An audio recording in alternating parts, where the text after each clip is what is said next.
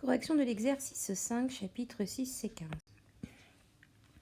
Donc là, c'était un peu le même type d'exercice que tout à l'heure, sauf qu'on vous ne mettez pas à l'étape de savoir par combien il fallait multiplier.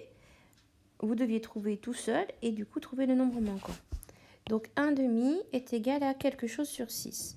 Alors, on s'aperçoit que pour passer de 2 à 6, alors je vous rappelle qu'on a le droit de multiplier ou de diviser, mais pas d'ajouter ou de soustraire. Donc pour passer de 2 à 6, eh bien j'ai fait x 3. Du coup, on fait pareil au numérateur, 1 fois 3 et ça fait 3.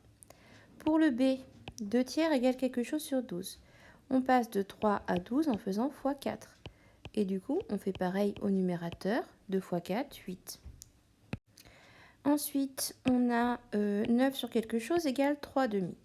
Donc, on s'aperçoit que pour passer de 3 à 9, il faut faire x 3. Du coup, on fait pareil au dénominateur, 2 fois 3, et ça fait 6. Pour le D, on a 45 sur 10 égale quelque chose sur 100. On s'aperçoit que pour passer de 10 à 100, on fait x 10. Et du coup, on fait 45 x 10, ça fait 450. Ensuite, on a quelque chose sur 6 égale 2 quarts.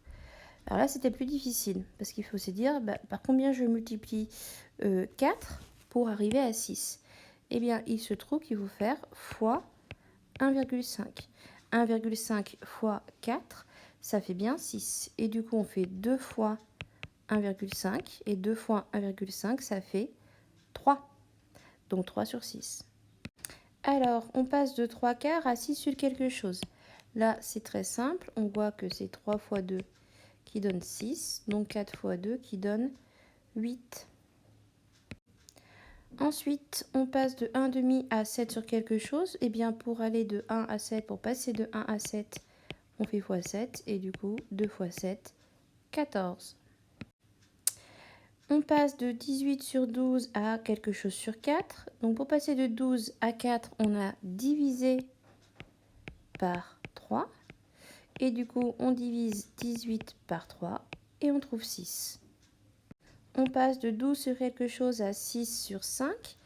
Donc on s'aperçoit que pour passer de 6 à 12, on a fait x2. Et donc 5 fois 2, 10. Et enfin, la dernière où on avait l'égalité de 3 fractions. 1 demi égale quelque chose sur 10 égale 10 sur quelque chose.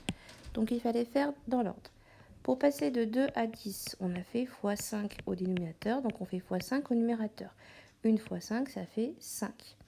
Ensuite, pour passer de 5 à 10, on voit qu'on fait aussi x 2. Et du coup, on fait 10 fois 2. 10 fois 2, ça fait 20. Et voilà, c'est tout pour l'exercice 5.